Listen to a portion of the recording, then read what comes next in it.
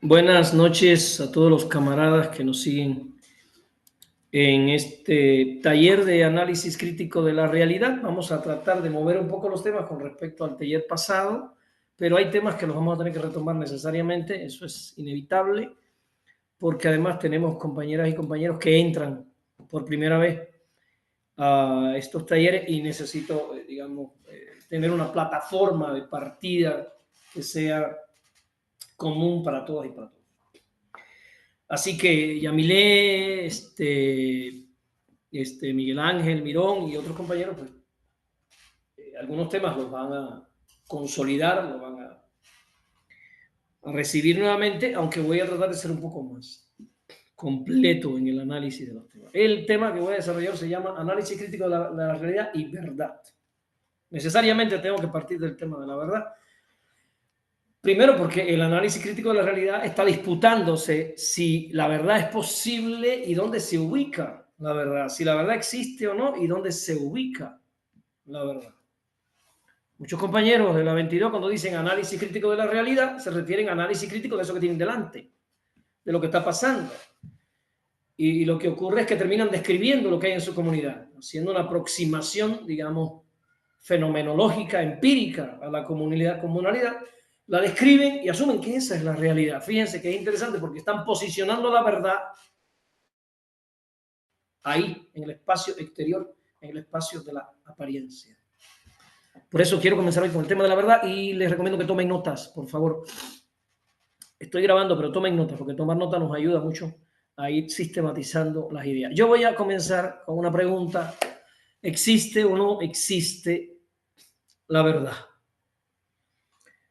Una pregunta trivial para los que estamos acá, que somos maestros y además estamos dando clase por el Zoom. Porque si estamos dando clase por el Zoom es porque esto funciona, la computadora funciona, los sistemas que hay funcionan, las leyes de Maxwell funcionan, las leyes de Faraday funcionan, las leyes que describen el campo electromagnético funcionan porque la señal llega de mi computadora donde están ustedes. Se acabó. La verdad existe. Esa es una primera conclusión. La verdad sí existe.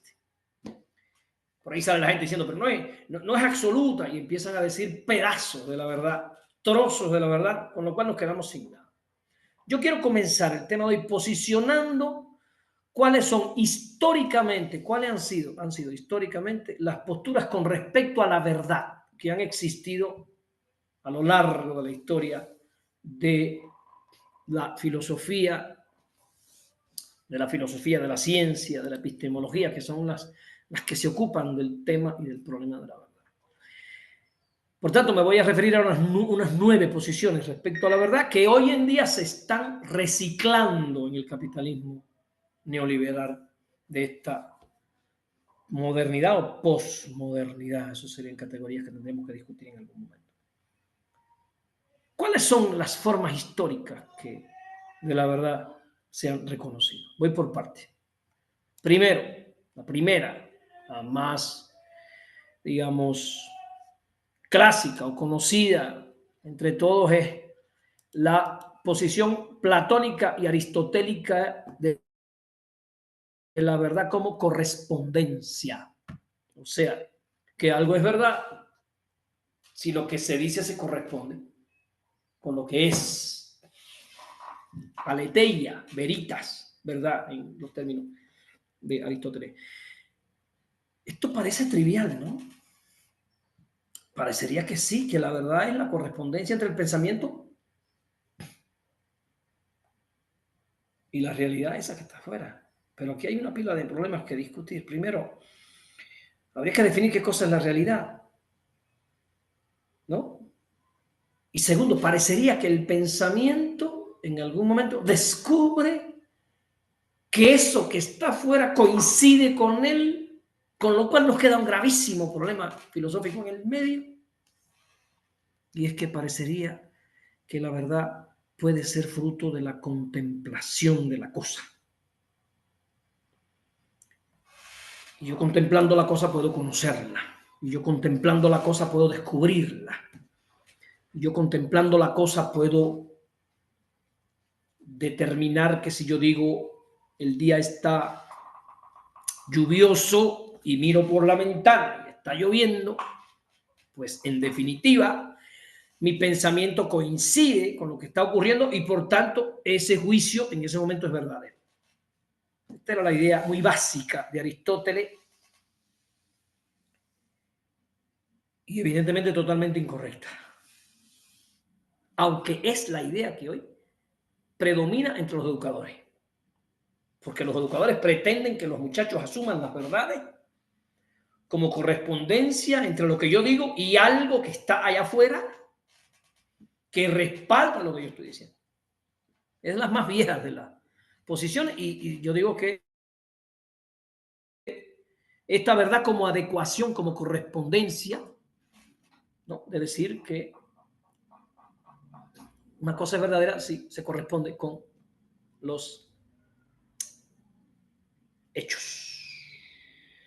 Eso nos mete en un problema, porque el otro día, voy a traer un ejemplo que ya usé aquí con ustedes, con Yamile y los que están. Pues el otro día, cuando la temporada ciclónica, ¿se acuerdan que por allá por Yucatán hubo un pueblo que dijeron que se citaron en un parque para soplar y soplando ellos esperaban que disminuyera la virulencia de la tormenta? Se reunieron quién sabe cuántos allí, empezaron a soplar y casualmente la tormenta disminuyó su nivel de virulencia. Eso pudiera llevarnos a considerar que lo que ellos estaban haciendo era cierto, verdadero, porque se corresponde, una correspondencia. Y ahí tienen ya un ejemplo de cómo no podemos fiarnos de las correspondencias, porque puede haber casualidades detrás de estas correspondencias y realmente estarnos engañando. No necesariamente es así. El niño está enfermo, hacen unos rezos, el niño mejora, conclusión, pues los rezos mejoraron. Es uno de los peligros graves de la verdad como correspondencia, porque los hechos a veces son aparentes. Bien, esta es la primera postura que quiero que ustedes consideren. La segunda postura, que es una postura que nos viene de filósofos como Habermas, dice que la verdad es un consenso. La verdad se establece mediante el acuerdo racional entre los interlocutores. La verdad como consenso para nosotros, los marxistas, los que son nuevos en este grupo, estamos desarrollando los cursos desde el paradigma marxista.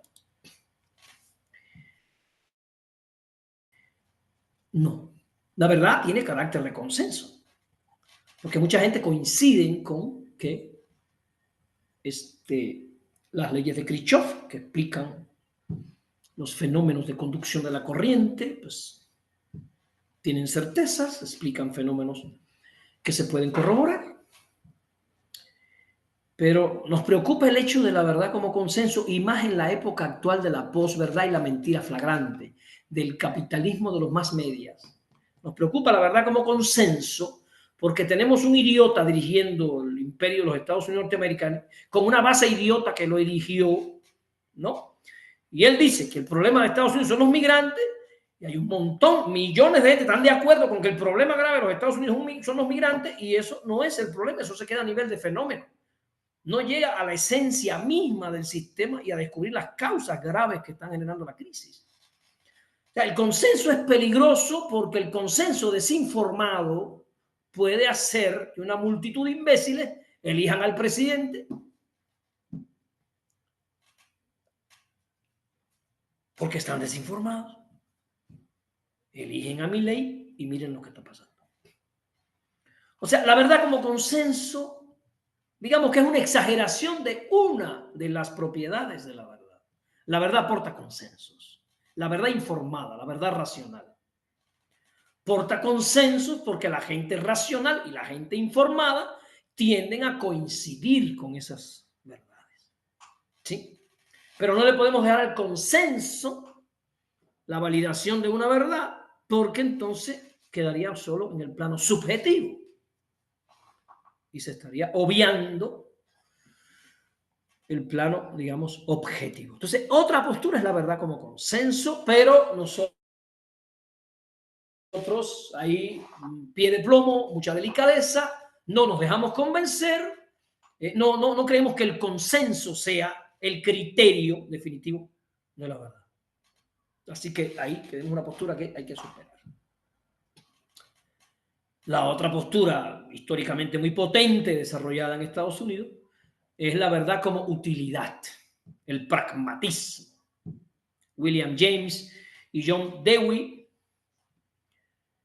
defendían la idea de que lo verdadero es lo que funciona. Lo verdadero es aquello que resulta útil para la experiencia práctica.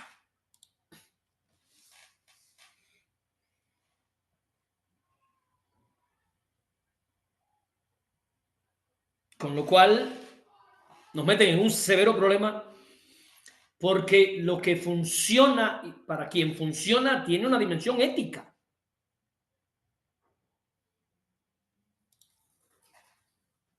¿Cómo que una dimensión ética? Miguel, explícame bien, pongo un ejemplo. Bueno, el sionismo que está masacrando al pueblo palestino para robarle su tierra funciona para los sionistas. Pero eso no significa que eso sea una verdad. Es grotesco lo que están haciendo, aunque a ellos les conviene. ¿No? Y muchas políticas de Trump funcionan para los intereses de Trump, pero eso no es lo que conviene.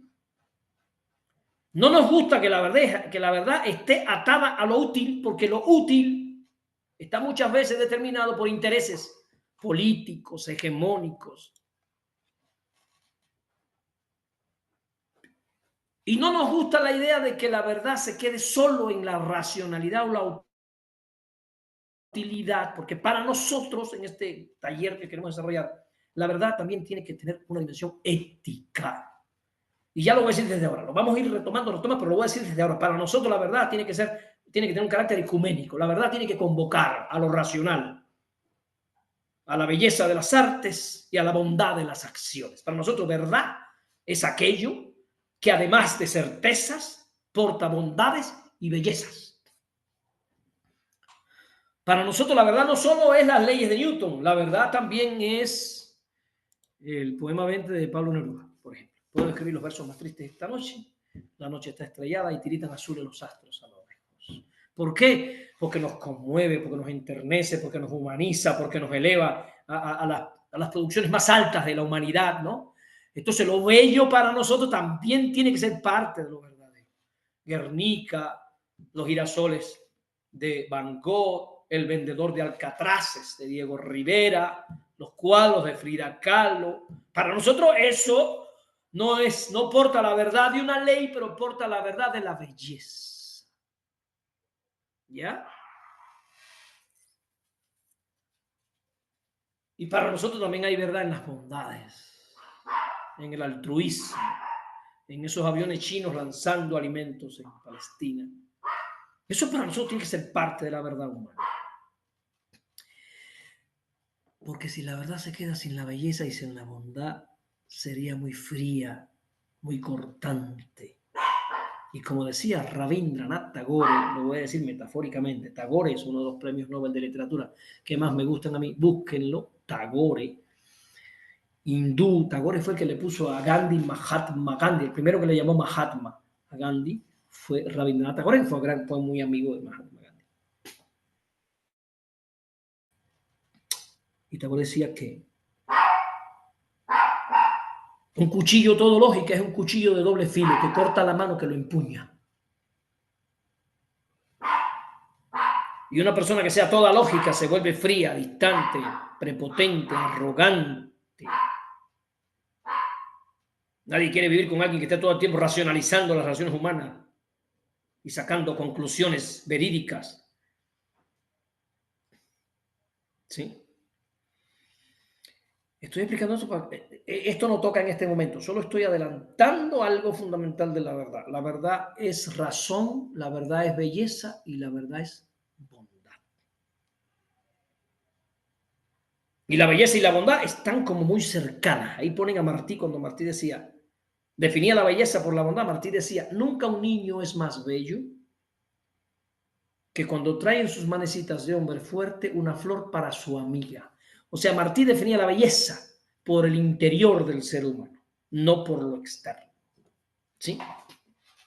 Para que no se vayan a quedar con esta belleza hollywoodense. que no es la idea. Entonces me regreso a los posicionamientos con respecto a la verdad.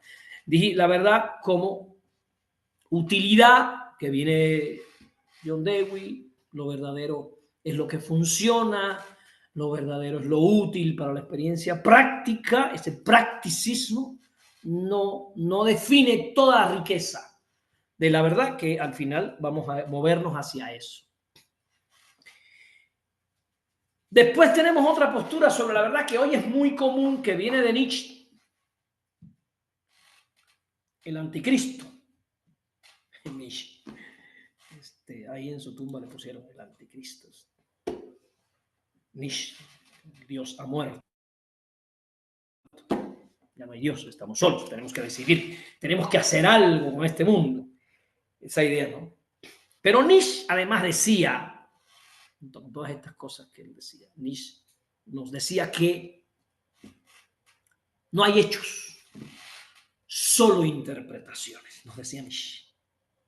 O sea, no hay verdad objetiva, no hay hechos, solo son interpretaciones. Y esa es una de las posturas más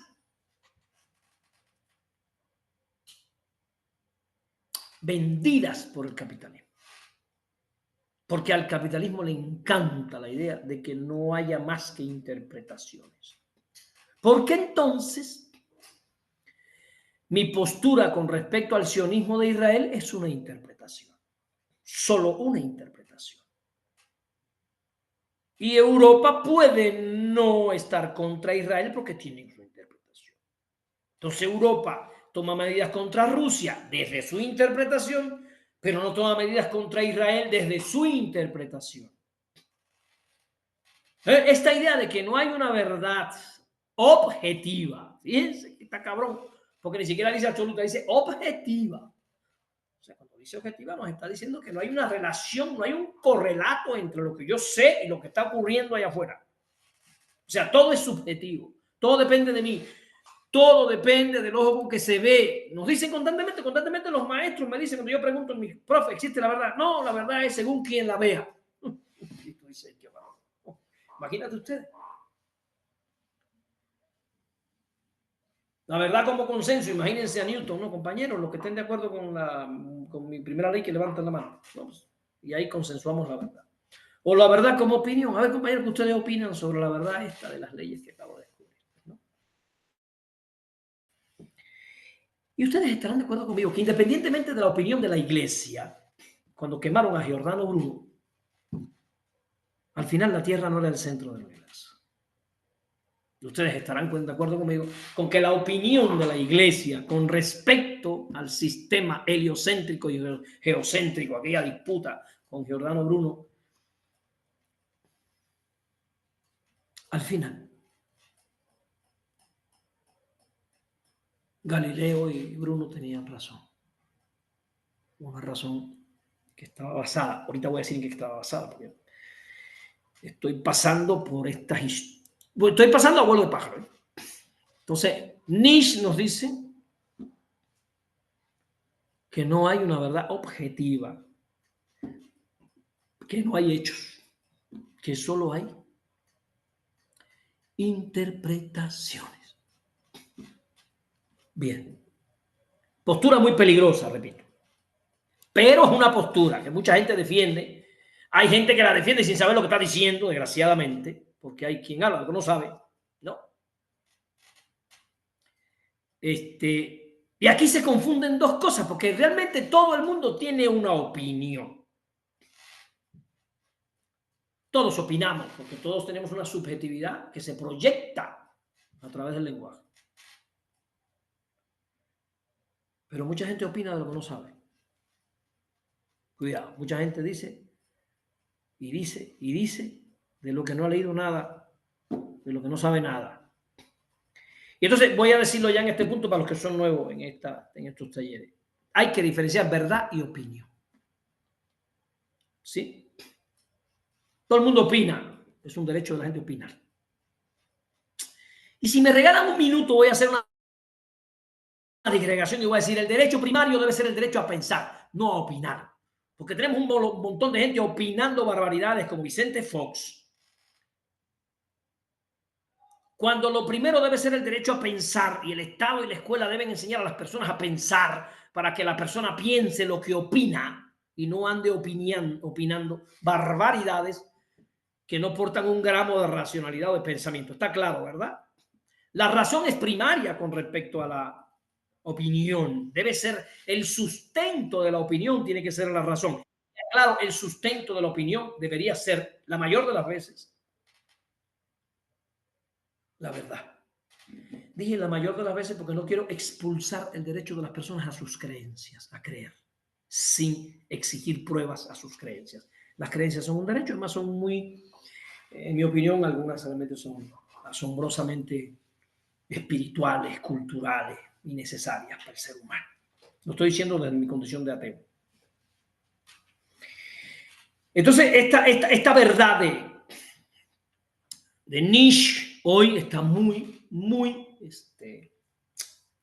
compartida por mucha gente sin saber ni siquiera que están heredando una discusión con Nietzsche que ya fue en mucho superada. La otra postura de la verdad, que es muy común, porque es una postura que viene construyéndose, una postura que incluso es solidaria con el constructivismo, que ha cobrado mucha fuerza en el siglo XX y en el siglo XXI, es la relación o asumir la verdad desde el lenguaje. En Wittgenstein nos dice que el lenguaje configura lo que puede ser verdadero o falso. Que el lenguaje configura lo que puede ser verdadero o falso. Yo coincido. Porque todo lo que puede ser verdadero o falso está configurado en el lenguaje. Y yo coincido porque el hombre expresa sus pensamientos a través del lenguaje. Y yo coincido porque el lenguaje es la columna vertebral de la cultura humana. Ya lo he discutido con los que están repitiendo diplomados conmigo. Cultura es todo lo creado por el hombre. Y todo lo creado por el hombre, tanto espiritual como material, rota, gira, gravita en torno a la lengua. No hay significado humano, no hay semiótica humana que no esté referenciada por la lengua. Porque si no está referenciada en la lengua, no está. Somos seres lenguajeantes. Por eso yo coincido con la idea de que la verdad está configurada en el lenguaje, pero no coincido con la idea de que se crea que el lenguaje es el criterio de la verdad. Creo que el criterio de la verdad hay que buscarlo en otro lugar. Creo que el criterio de la verdad no está en el consenso. Creo que el criterio de la verdad no está en la utilidad. Creo que el criterio de la verdad no está en la opinión. Ahorita van a decir, ¿dónde está? ¿No? Pues yo me estoy acercando a la respuesta. Ahora solo quiero ir planteando la problemática, ¿no? Desde todas estas diferentes posiciones históricas, filosóficas, ¿no? La otra dimensión de la verdad con la que yo también coincido, que viene de Foucault, perdón. Foucault la hace pública para toda la masa gringa, ¿no? Pero en mi opinión viene de Lenin y viene de Marx. Porque Lenin lo había dejado muy claro, que es la idea de que la verdad no es neutral. La verdad está implicada en estructuras de poder y en estructuras de saber. ¿Sí? Y no por gusto Lenin, lo primero que hizo es una campaña de alfabetización. Y los que están aquí, que son maestros, que ya peinan canas, tienen experiencia, una juventud vivida, para no ofender a nadie, saben que aquellas obras de Sujolinsky, de Makarenko, Banderas en las Torres, se referían a maestros que inmediatamente hecha la Revolución de Octubre se dio a la tarea de construir escuelas y metían ahí a muchachos delincuentes, asesinos, ladrones, para que Makarenko encauzara aquellas almas, apelando a la cultura como un elemento de renovación del ser humano. O sea, Lenin y Krúpskaya, su esposa, apelaron a la educación como algo necesario para la reconstrucción de un hombre para una nueva sociedad. Ya ellos estaban posicionados en que la educación no es neutral. Y Foucault, evidentemente, desarrolla muy bien esta idea de que la verdad no es neutral. O sea, pueden poner ahí, la verdad si existe, no es la misma para Vicente Fox y para mí.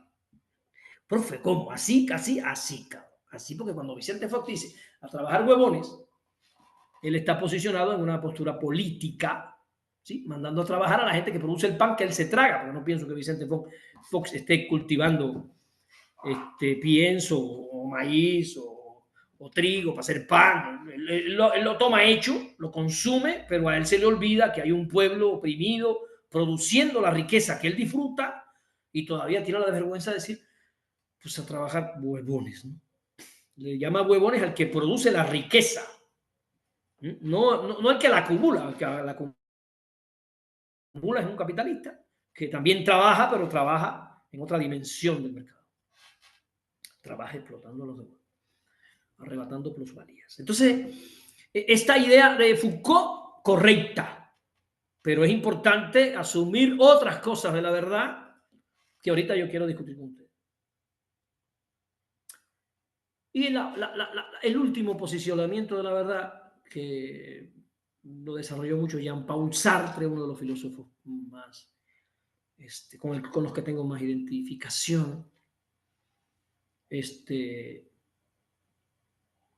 y Kierkegaard, la verdad como elección existencial, el existencialismo de Sartre, la verdad como compromiso, como autenticidad. Habiendo dicho todo esto,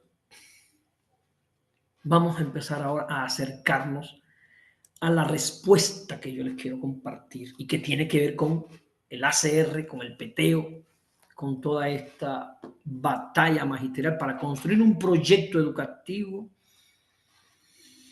transformador. Voy a basarme en las tesis sobre Feuerbach de Carlitos Marx, que es un resumen muy genial de la plataforma de una epistemología, digamos, marxista, si ustedes me permiten.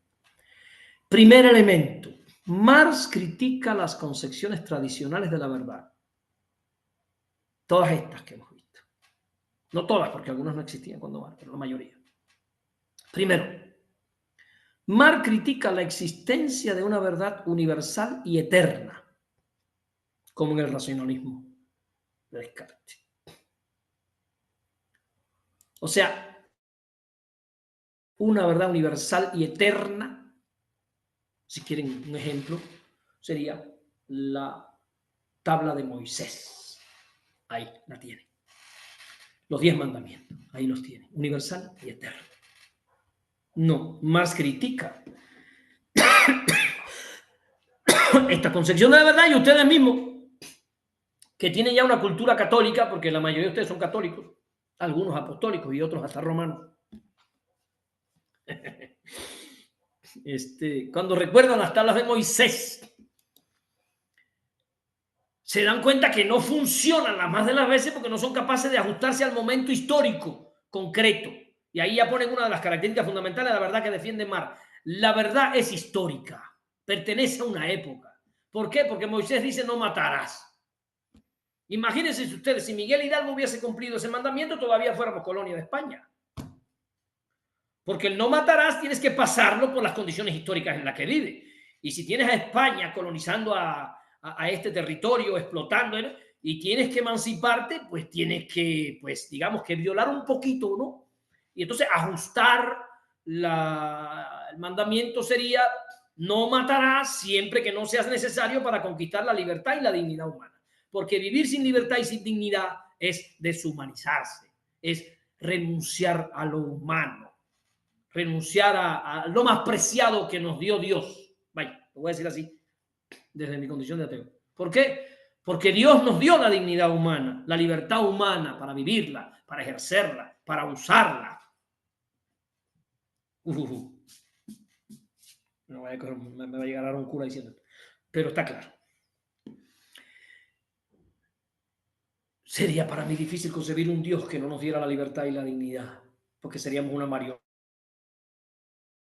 de sus deseos y sus caprichos.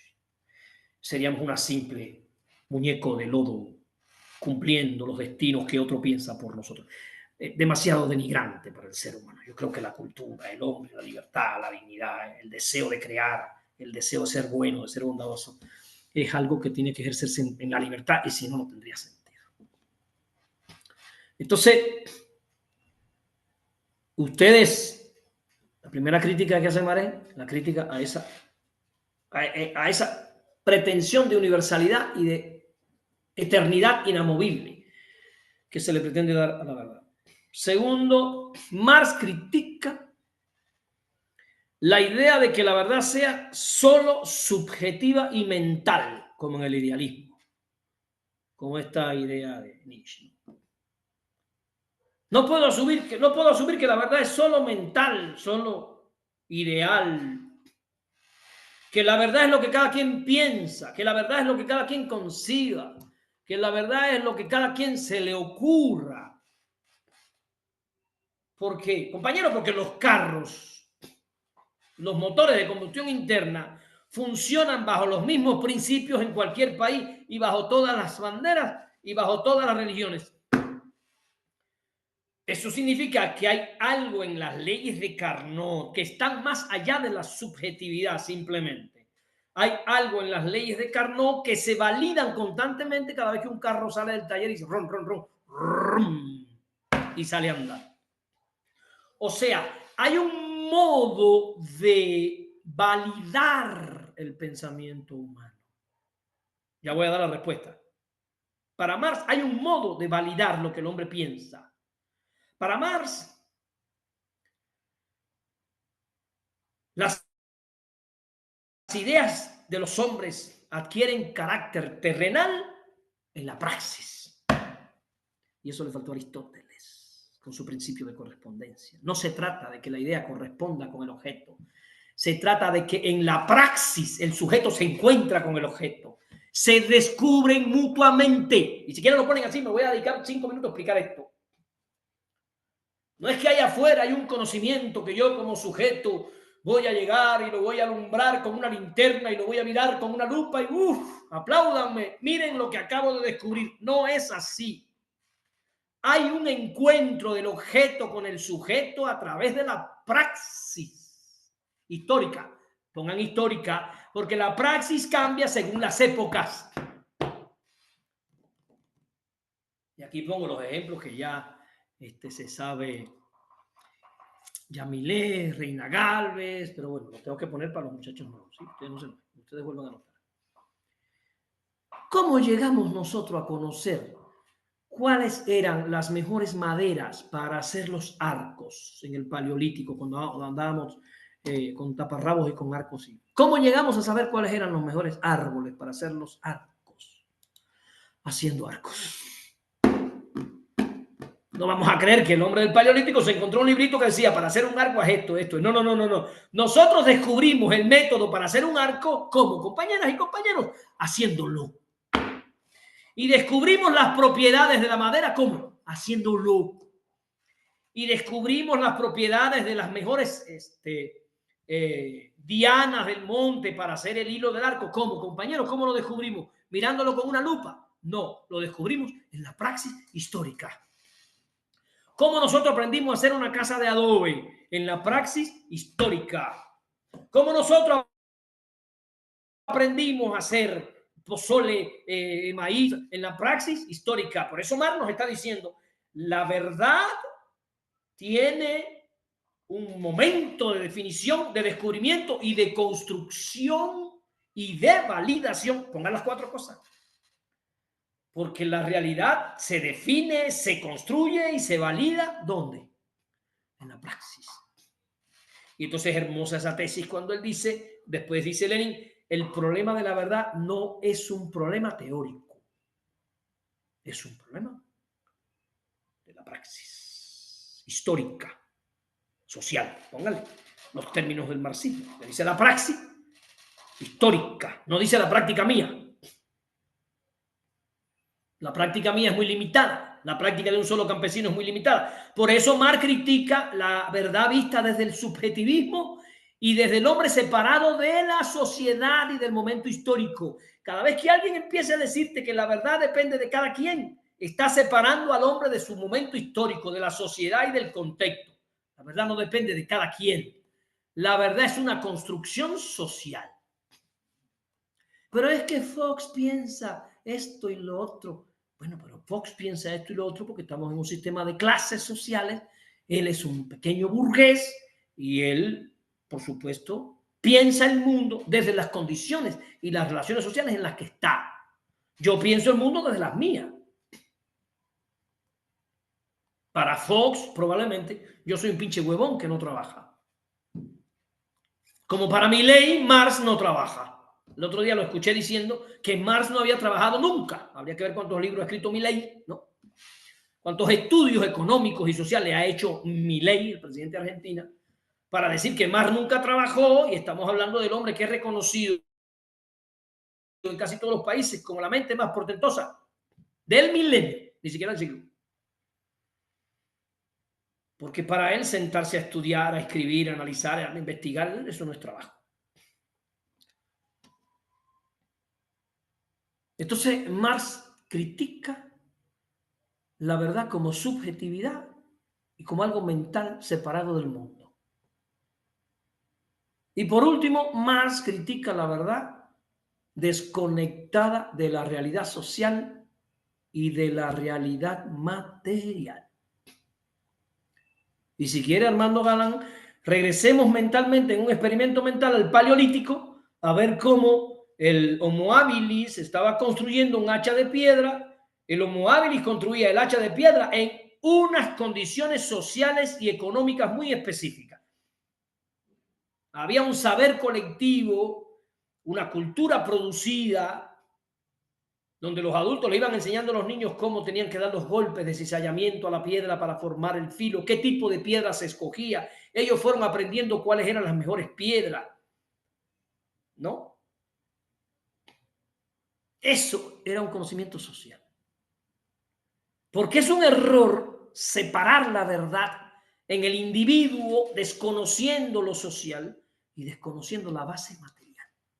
Entonces, cuando alguien te dice, la verdad no existe, porque cada quien tiene su propia verdad, están separando a la verdad de la práctica histórica social.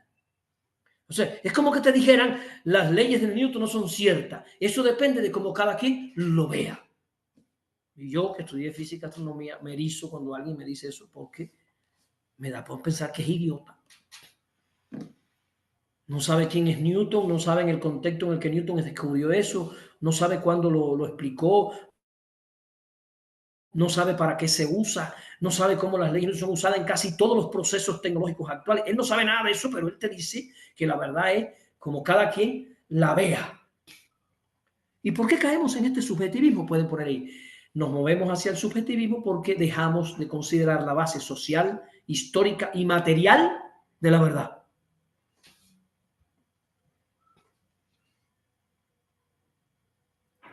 Es risible algunos que hoy se llaman influencers.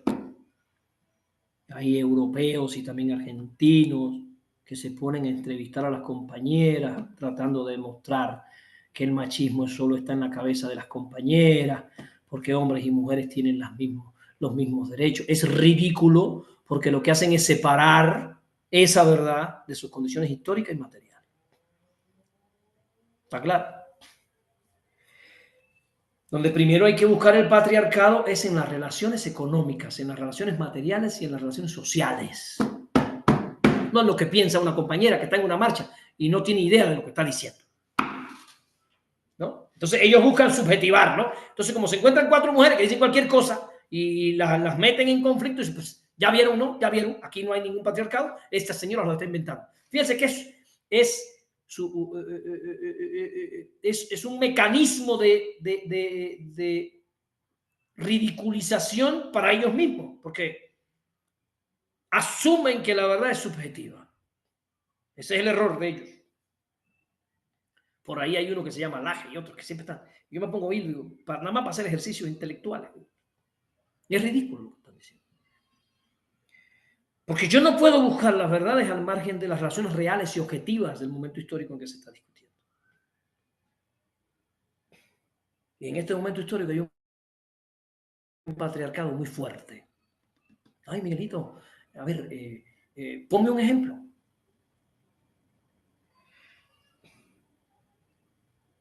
Bueno, yo diría que el ejemplo más contundente es que el trabajo de ama de casa no se paga. El capitalismo no lo paga, pero lo aprovecha. Porque el trabajador tiene que llegar a la casa, tiene que bañarse, tiene que comer, tiene que vestirse. Alguien tiene que garantizar todo eso para el otro día regresar al proceso productivo. O sea, hay una persona en el sistema capitalista que recicla las energías del trabajador, que lo prepara para asistir al proceso productivo que genera la plusvalía. Y esa persona hace un trabajo que no cobra, el capital no le paga, lo da de gratis y encima tiene que salir después el marido a trabajar también en la calle. ¿Qué me van a decir que no es cierto? ¿Quién es capaz de irse contra una lógica como esa? No, en mi opinión está muy claro. Entonces, las críticas, esas son las tres críticas, digamos, más contundentes de Marx. La visión de la verdad como algo universal y eterno, la visión de la verdad como algo subjetivo y mental, y la visión de la verdad desconectada de lo social y desconectada de lo material. Para él, estas tres concepciones ignoran eso que dije ahorita, las tres ignoran la práctica. Las tres ignoran las relaciones concretas. Las tres ignoran las relaciones materiales de existencia.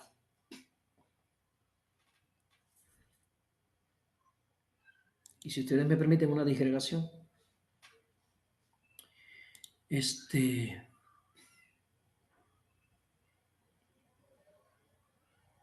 ustedes saben que yo estoy políticamente muy a favor del gobierno de Morena, como cubano el apoyo, pero descubro que hay cosas que la presidenta debería detenerse a pensar, por ejemplo, la protesta actual de los maestros luchando contra la ley del ISSSTE. Se puede decir lo que se quiera, se puede inventar lo que se quiera, se puede argumentar lo que se quiera, pero el salario de los trabajadores se está usando para enriquecer a la clase oligarca mexicana y eso es injusto. Porque además de la plusvalía, los pinches bancos se quedan. ¿Sí o no, compañera y compañero? Entonces hay que sentarse a discutir, a ver, con hechos. A ver, si no les gusta, está bien. Si están en contra, está bien. Se nos fue la mano con unos periodistas, está bien. Pero el hecho, un hecho real, es que esa ley lo que hizo fue poner en manos privadas los ahorros de los trabajadores y genera millones de dólares de riqueza, además de la plusvalía que le sacan, porque los empresarios no le sacan la plusvalía a los trabajadores, si no, no fuera capitalismo. Bueno, ahí tienen como ejemplo el hecho de que Marx nos está diciendo que no se puede separar la verdad de las condiciones materiales de existencia, las relaciones sociales concretas, las prácticas históricas reales. Bien, ¿cuál es uno de los elementos fundamentales en el cual el marxismo define el camino hacia la verdad? El marxismo define la verdad en primer lugar como una práctica social transformadora. Tienen que poner transformadora y si quieren pongan práctica social y pongan revolucionaria. La verdad no es cualquier cosa. Me encanta esa línea de la Biblia que dice la verdad nos hará libre, porque coincide con la idea de Marx. Marx nos está diciendo la verdad es producida, la verdad es generada y la verdad es definida y la verdad se prueba en la práctica social transformadora.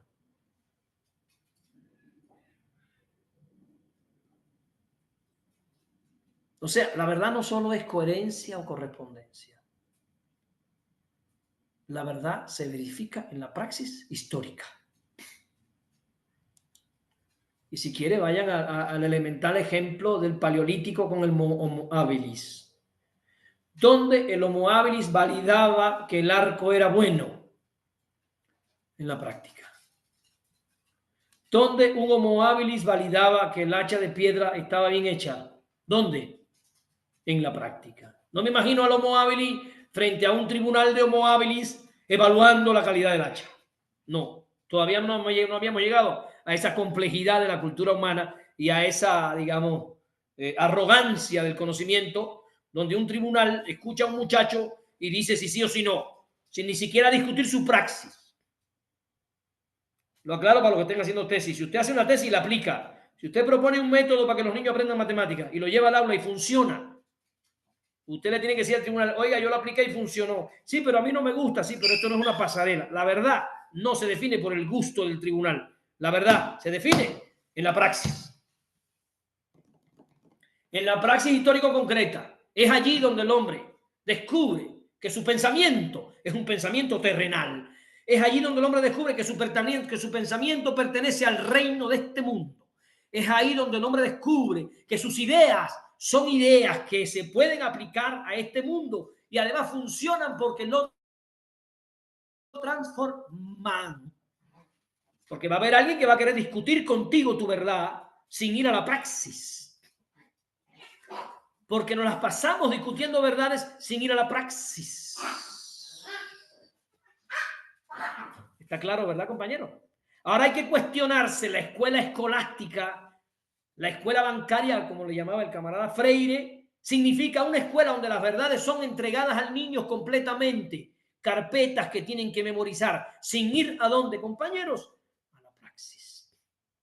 Física sin praxis, química sin praxis, biología sin praxis, historia sin praxis. No saben que la historia es precisamente aquello que ellos hacen, porque no hay una praxis de la historia, no hay un proceso de transformación comunitaria. Bueno, yo no quiero ser general porque hay muchos lugares donde lo hay, ¿no? Pero yo estoy tratando aquí de generar conflicto para que ustedes vayan viendo por dónde el marxismo resuelve el problema de la verdad y el problema de la discusión con todas estas escuelas burguesas, idealistas, subjetivistas, empiristas, etcétera.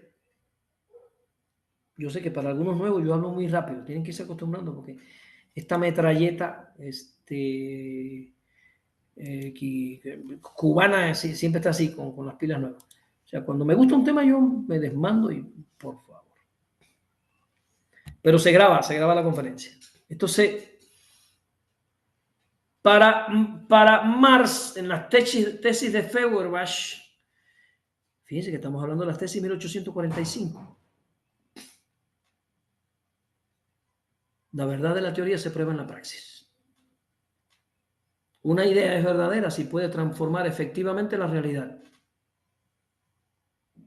Una idea es revolucionaria si produce transformaciones en la realidad. No en el conocimiento. Porque hay maestros que te están haciendo el peteo y te dicen, no, yo lo que voy a hacer es recuperar la danza de la pluma. Y con la danza de la pluma yo voy a hacer mi peteo. ¿Y eso en qué transforma tu realidad histórica? Eso emancipa a tu comunidad del capitalismo. Eso mejora el consumo de Coca-Cola y de azúcar y cosas de tu comunidad. Eso da conciencia histórica a los comunitarios para que sepan cómo es que ellos, desde su pobreza y desde su comunalidad, aportan al capital con sus compras, sus consumos, sus modos de vivir, sus maneras de ver novelas. No. A ver, compañeros y compañeros, de una vez, la función del peteo es emancipar, no es entretener. Si usted está haciendo una danza de la pluma como forma de entretenimiento y los muchachos no hacen un estudio de esa danza, de dónde viene, en qué condiciones sobrevivió, cómo llegó hasta aquí en condiciones de colonialismo, de neocolonialismo, de colonialidad, usando un término de Dussel. Si tu peteo no tiene una intención política claramente definida, entonces tú lo que estás entreteniéndote. No, pues yo hice unas tamalizas con los padres, hicimos una fiesta y como nos queremos. ¿Y eso en qué eso agrede al capitalismo? ¿En qué eso libera? Todos llenos, todos panzudos y todos hartos y todos amigos. Y el capitalismo sigue sano y sigue formidable avanzando en la opresión. Compañeros, la idea del peteo es una idea emancipatoria, liberadora, que tiene que generar acidez contra el sistema de dominación. Y eso implica una verdad que tiene que ser concebida como una verdad que transforma la realidad en una dirección liberadora.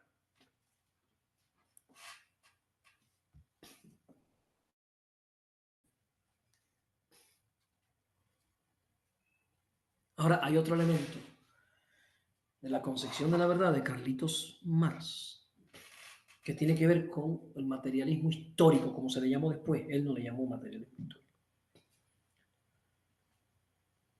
Porque Marx decía que las ideas verdaderas no surgen del pensamiento puro. Las ideas verdaderas surgen de la relación entre el ser social y la conciencia social. Entre el ser social y la praxis histórica social. Y si quieres regresen al Homo habilis, porque yo me voy al Homo habilis porque es más simple. No hay tanto rollo cultural ni tanto neoliberalismo en el medio. Cuando tú te imaginas al Homo habilis, ¿no? Al Homo habilis allí en el Paleolítico, ¿no? Descubriendo. Tú no imaginas al Homo habilis contemplativamente analizando los palos a ver cuál es el mejor para hacer un arco, ¿no? Tú te imaginas al Homo habilis haciendo arcos, ¿sí? En esa praxis de transformar, de convertir una vil materia prima en un producto cultural. Y haciendo arcos, él va construyendo verdades históricas que pertenecen a una época, porque los mejores arcos del Homo habilis son malísimos comparados con los arcos que hacen los japoneses actuales. Sí, porque pertenecen a realidades históricas diferentes, a realidades histórico-concretas diferentes. Por eso Marx nos dice, la verdad tiene carácter histórico concreto, la verdad pertenece a cada época. Cada época le arrebata a la praxis en su encuentro práctico con el objeto, en su encuentro transformador con el objeto. Cada época arrebata verdades diferentes porque parte, por supuesto, de plataformas de saberes diferentes. Y en alguna época pudimos hacer una casa de adobe. No podíamos hacer un edificio de adobe. Para llegar a hacer un edificio de adobe hubo que inventar el cemento, el concreto, la varilla. O sea, en la época en la que se fueron conquistando saberes, también se iban conquistando recuperaciones, producciones culturales basadas en esos saberes. No puedes hacer un edificio, un Empire State con adobe, te va a caer todo eso en la cabeza, se te va a hundir, ¿sí o no? Por eso las verdades de los ingenieros de la colonia, los ingenieros civiles, los arquitectos de la colonia tenían verdades que son diferentes a las verdades de los arquitectos de hoy en día, porque es otra época histórica, hay otras construcciones culturales, hay otros saberes, otras verdades. Entonces, y el otro elemento fundamental en el marxismo, que tiene que ver con la verdad, lo voy a decir despacio, lo voy a decir despacio, porque el bombardeo que tenemos del neoliberalismo con esta porquería es enorme. Ahí en la red y a mí me sale a cada rato, me comparten una imagen de unos billetes y me dice, comparte para que te llegue la abundancia. ¿Sí? Las leyes del éxito me dicen que tengo que alinear mis chakras para mejorar económicamente. Como si el problema de la pobreza fuera un problema de chakras desalineados de los pobres, ¿no? Que se les desalinean los chakras, entonces no tienen dinero para comprar el pan. Ríanse, pero piensen que lo que estoy diciendo es muy profundo, porque nos están queriendo decir que la conciencia determina la vida. Y Marx nos dice, la conciencia no determina la vida. La vida social determina a la conciencia. Es la conciencia la que está determinada por las condiciones de existencia. Es la conciencia la que emerge de las condiciones materiales. Y por eso la maestra tiene un niño pobre que se le cae la manzana y se la come. Y dice, ay, no la lavó. ¿Qué lavó? Si vive con 5 hermanos en la casa, cuando se cae una manzana, el primero que la agarra le mete la mordida. Ese chamaco vive en la competencia con nosotros para comer algo. Entonces el otro, el hijo de la maestra, del ingeniero, del doctor, se le cae la manzana, la agarra, la lava, la seca con una servilletica, la corta con un cuchillito, se la come con un tenedor así. Eso expresa condiciones materiales de existencia, compañeras y compañeros. Un niño pobre no se come una manzana así. Van a decir, oye, Miguelito, eso que está diciendo es una barbaridad. No, eso que estoy diciendo no es una barbaridad. Váyase a la central de abasto aquí en Oaxaca y mire las condiciones en las que se alimentan esos niños ahí. ¿Y por qué comen así? Porque esas son las condiciones que tienen. Entonces Marx nos decía, no es la conciencia la que determina la realidad. Es la realidad las que determinan la conciencia. No son las ideas las que determinan el mundo en el que vivimos. Es el mundo en el que vivimos, primario con respecto a las ideas. Profe, ¿y las ideas no tienen que ver con la transformación? Por supuesto. Porque toda transformación humana es precedida por ideas humanas. O sea, las ideas participan de la transformación. Las ideas son fundamentales para la transformación. Pero es allí en la praxis donde esas ideas descubren su potencial revolucionario. Y si quiere escribir, ninguna idea es revolucionaria al margen de la praxis. Es en la praxis donde las ideas del hombre, donde la verdad del hombre se vuelve revolucionaria, porque es en la praxis donde las ideas pueden transformar el mundo. Lo digo porque hay compañeros que están escribiendo el peteo hace 15 años y todavía no empiezan. Como si la escritura fuera el acto de transformación. No, compañero. Es en la praxis donde se sabe si tus ideas son buenas o no, son revolucionarias o no, aplican o no. Entonces hay gente que quiere escribir primero para ir a ver qué pasa. Ponte a trabajar, ponte a hacer la transformación y ve escribiendo. Es un proceso en el que hay un ir y venir entre razón, praxis y razón. Tiene que haber ahí una, digamos, relación dialéctica. Pienso, hago, pienso. Y la praxis en el hago y en la transformación va definiendo las mejores ideas, las ideas más revolucionarias, las ideas que más convienen en este momento, porque a veces hay ideas buenas, pero no convienen en este momento, no las puedes aplicar.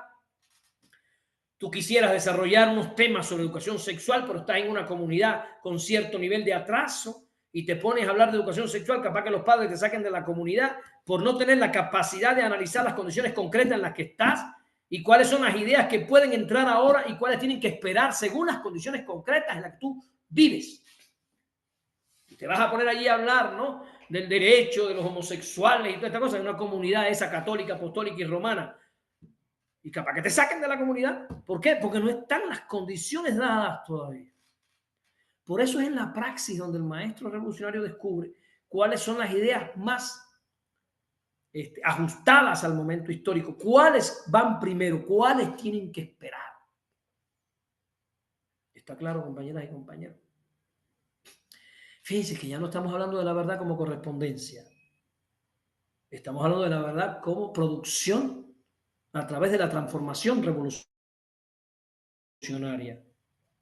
¿Ya? Una producción de la vida, porque la vida se produce en la praxis, que produce transformación de las cosas, pero también produce saberes, conocimientos y valores. Anótenlo ahí. La praxis produce conocimiento. Transforma la realidad, porque donde había un monte, ahora hay una presa. Transforma la naturaleza, la praxis. Pero también transforma al hombre, porque el hombre desarrolla habilidades en la praxis, desarrolla conocimientos en la praxis y forma valores en la praxis.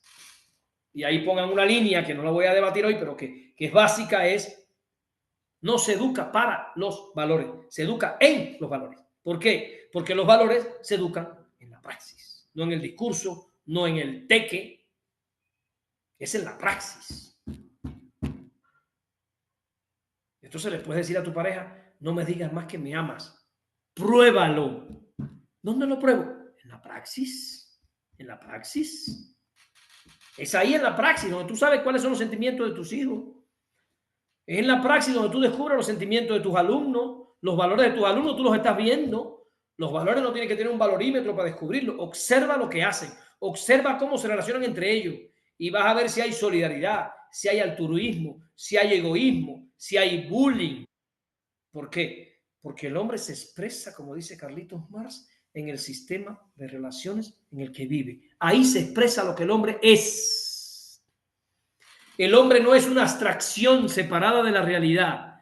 El hombre no es una definición antropológica aislada del momento histórico. Decía Carlos Marx, el hombre es el sistema de relaciones sociales en el que vive.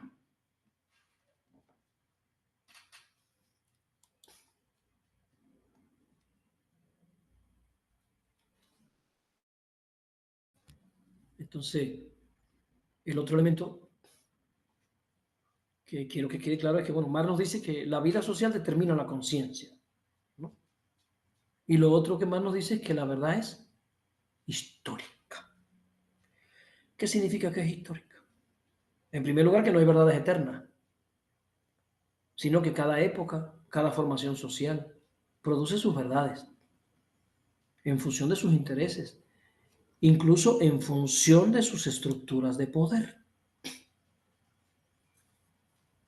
Porque a Giordano Bruno lo quemaron por decir que la Tierra no era el centro del universo. Intentar mover el sistema geocéntrico al sistema heliocéntrico le costó la vida, lo quemaron en una hoguera. Porque la verdad también tiene una dimensión política y también una dimensión de poder y de dominación. La verdad es una herramienta para dominar a otros o para emancipar a otros. Por tanto, pueden poner lo primero que te roba un sistema de dominación para que no te emancipes, es la verdad. Y sustituyen las verdades por las creencias. Por eso me encanta que la Biblia dice la verdad nos hará libres. Y como decía Martí, José Martí, el prócer de la Revolución Cubana, ser culto es el único modo de ser libre. Los sistemas de dominación lo primero que hacen es asesinar a los maestros, asesinar las escuelas. Ahora que el Día del Maestro, recuerden que el Día del Maestro en México se celebra por aquellos maestros y maestras asesinados tan brutalmente en la guerra cristera, que le cortaban sus chiches y sus orejas, porque lo primero que quiere un sistema es disminuir el impacto de la escuela, asesinar a sus maestros, reducirlos. Por eso la formidable disputa entre el modelo educativo de Peño y la CENTE. Porque la idea era un sistema, un modelo educativo que permitiera un proceso de dominación profunda a nivel cultural. Y la CENTE oponiéndose a esa dominación, a esa manipulación, lanzando propuestas pedagógicas que vienen desde abajo. Pero cuidado, porque las propuestas que vienen desde abajo, como el peteo, que son formidables, pueden estar siendo malinterpretadas por maestros que son educados en el sistema del capitalismo y piensan desde y para el capitalismo. Porque hay una subalternidad cultural al sistema, ¿no? Y te hacen los altares de muerto en Oaxaca y ahí te ponen la foto de la maestra que se murió, del director de hace cuántos años que se murió, pero no te ponen la foto de los 43 muchachos de Ayotzinapa. No te ponen la foto de Zapata y Villa. No recuperan a nuestros emancipadores en los altares. El altar va a la escuela, pero sigue teniendo la misma dimensión mezquina del altar de la casa, que es un altar para mi familia. Lo demás no me interesa. Estoy concentrado en mi ombligo. Cuando el altar va a la escuela desde el peteo, tiene que recuperar lo político para convertirse en una herramienta emancipadora. Y ahí aparece una praxis emancipadora. Ahí aparece una dimensión diferente de un proceso tradicional muy hermoso, pero que adquiere un sentido político fundamental. Por eso es básico cuando nos dice Marx, la verdad es histórica, no hay verdades históricas. O sea, la verdad es histórica, no hay verdades eternas. Cada verdad responde a intereses de clases políticos y por eso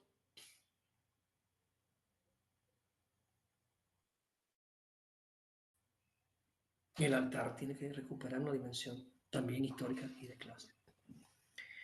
El otro elemento de Carlos Marx que quiero recuperar para el análisis de la verdad del marxismo es la verdad, la relación entre verdad y luchas de clases. La relación entre la verdad y la lucha de clases en el capitalismo. Primero, entender que Carlitos Marx nos decía que en una época las ideas dominantes son las ideas de la clase dominante. No pensemos que los jóvenes van a llegar a comprender verdades históricas tan fácilmente. En México hoy las ideas dominantes son las ideas de la clase dominante. Las ideas que se reproducen a través de Televisa, a través de TV Azteca, a través de la radio. ¿Sí? esas novelas, Ella Desamparada, Mi Dueña, La Ropa de Guadalupe, etcétera. Esos cumpleaños de pobres donde los niños golpean piñatas con Batman, Spider-Man, Superman. Están recuperando el simbolismo del capitalismo. Lo llevan al cumpleaños, ya están construyendo un sujeto subalterno al sistema, y entonces en el cumpleaños se reparten muchas Coca-Colas, muchos refrescos. O sea, toda la construcción material y simbólica del capitalismo llena las festividades de Oaxaca. Todas. Y hacen estas piñatas con 7 puntas que representan los 7 pecados capitales. Ni siquiera discutimos de dónde viene todo eso. Y se tapan los ojos para pegarle, porque se supone que tenemos que tener los ojos cerrados a los pecados y golpearlos. Esas son unas construcciones históricas de la iglesia que nosotros hemos convertido en algo tradicional y que continúa dominando nuestros procesos de subjetivación de la realidad histórica. Por eso Carlitos Marx nos dice, y eso es fundamental, compañeras y compañeros, las ideas de la clase dominante son las ideas que prevalecen. Ni siquiera pongan los gustos de la clase dominante son los gustos que prevalecen. Por eso el maestro dice, es viernes y el cuerpo lo sabe. ¿Por qué? Porque va para la cantina, va para el chupe, porque el capitalismo nos propone un sistema de ocio que implica consumir sus porquerías, enajenarnos. No nos vamos el fin de semana a reforestar, no nos vamos el fin de semana a transformar la comunidad, sino que pensamos siempre en el ocio estilo Hollywood, estilo Walt Disney, que es la construcción fundamental de la sociedad política que domina. Fíjense, aunque haya un gobierno de Morena y todo eso, la sociedad sigue siendo dirigida culturalmente por el gran capital. Y esta disputa que hay en torno a la ley de Liste, pues es un ejemplo importante de que el gran capital sigue vivo controlando, ¿no?, lo que está pasando.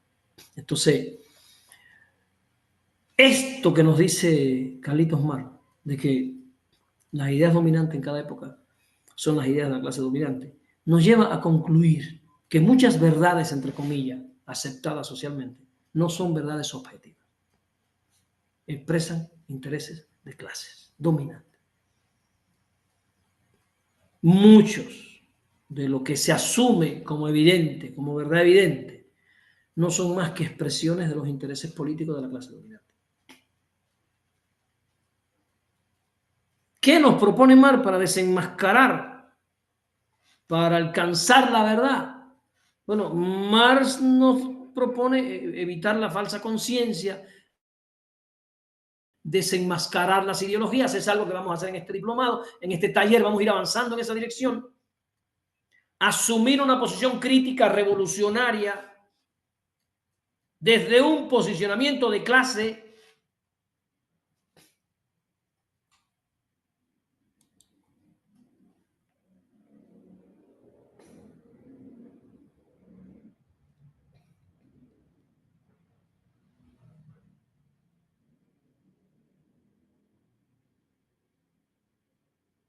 Porque si no, no.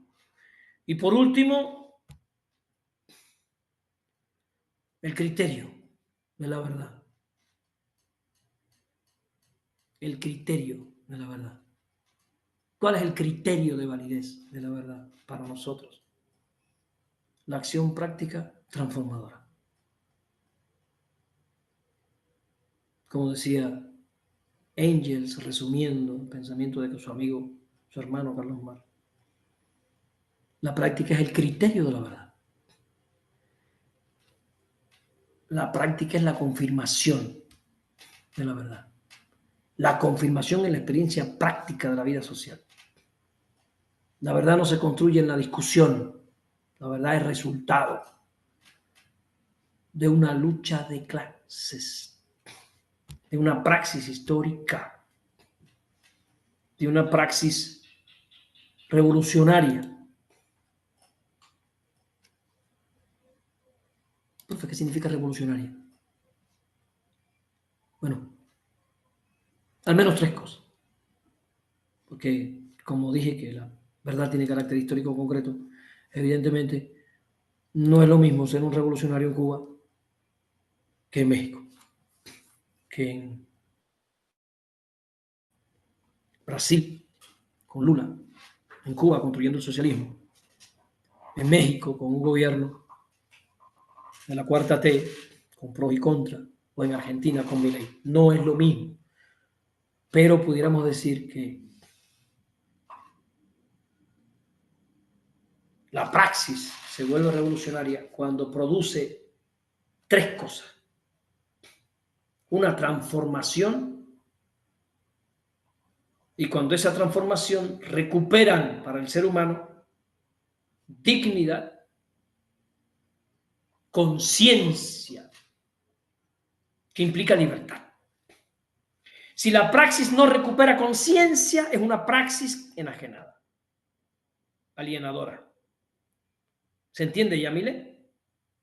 La praxis tiene que recuperar conciencia histórica, conciencia antiimperialista, anticapitalista, antimachista, anticolonial. Entonces ustedes pudieran poner, ya no le llamen más plan de clase, pongan el plan de concienciación para que entiendan cuál es la idea de planear de un maestro.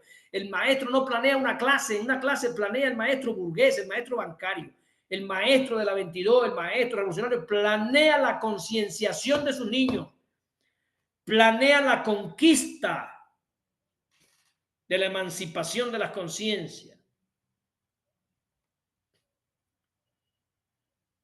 Porque si vamos a seguir dando clases como clases, y me imagino que los que están aquí se dan cuenta que no hay nada más alejado de la política y de la transformación revolucionaria que una clase de física, de química, de biología, donde tú no hablas de la realidad histórica, tú no hablas de nada, tú estás ahí en un supuesto conocimiento científico bueno. Es un disparate porque se le arrebata a la ciencia su dimensión práctica también. Y acabamos pensando que la ciencia es esta repetición de leyes y cosas que se queda que aprenderse de memoria. No, la ciencia es un acto revolucionario. La ciencia siempre ha cumplido una función revolucionaria. Por eso quemaron a Giordano Bruno. Por eso casi matan a Galileo. Atacaron a María Curie. Atacaron a Albert Einstein. Porque la ciencia en la historia casi siempre generaba procesos de revolución. Pero el capitalismo llegó a subsumirla. El capitalismo llegó a convertir la ciencia en una de sus cenicientas. Y aparece la bomba atómica, la bomba de neutrones, aparece todas estas producciones científicas de Gringolandia, ¿no? Cuya función es mejorar las armas, mejorar la forma de asesinar a los que se rebelan contra el sistema capitalista, que esa es una ciencia, desgraciadamente, al servicio del capital. Entonces, ¿existe la verdad? Sí. Pero la verdad es histórica, social, dialéctica, revolucionaria, objetiva y subjetiva a la vez. ¿Por qué objetiva y subjetiva? Porque la realidad prueba su objetividad en la praxis. ¿Y por qué es subjetiva? Porque está en la mente del hombre. El hombre la piensa y el hombre la escribe en un lenguaje. Está en las ideas del hombre, está en las aspiraciones del hombre, en los deseos del hombre, está en las utopías del hombre. O sea, la verdad tiene una dimensión subjetiva, pero también tiene una dimensión objetiva. ¿Y esa dimensión objetiva dónde se descubre? En la praxis. ¿Dónde se sabe que el puente quedó bueno? En la praxis. ¿Dónde se sabe que el edificio está bueno, que aguanta un temblor? En la praxis. Temblores y no se cae, pues la praxis prueba lo bien que estaba concebido el edificio. No es el ingeniero cacareando frente a un tribunal, es la praxis histórica la que dice hasta dónde eso estuvo bien concebido y no. ¿Dónde un maestro prueba lo buena que es su proceso de emancipación? En la praxis. ¿Dónde un maestro prueba que su propuesta de preteo es revolucionaria y emancipadora? En la praxis. Bueno, para los que son nuevos, no se asusten, ¿no? Ya más o menos saben, así va a ser la cosa. Yo me disparo hora y 20, hora y media, y entonces después vamos a debates, análisis, donde expresan preguntas, lo que sea. Esto es abierto, esto es entre nosotros. Me voy a despedir, me despido de todos los que en la red nos están siguiendo. Para mí es un gusto estar con ustedes. con estos muchachos y estas muchachitas que estamos acá haciendo este taller de análisis crítico de la realidad.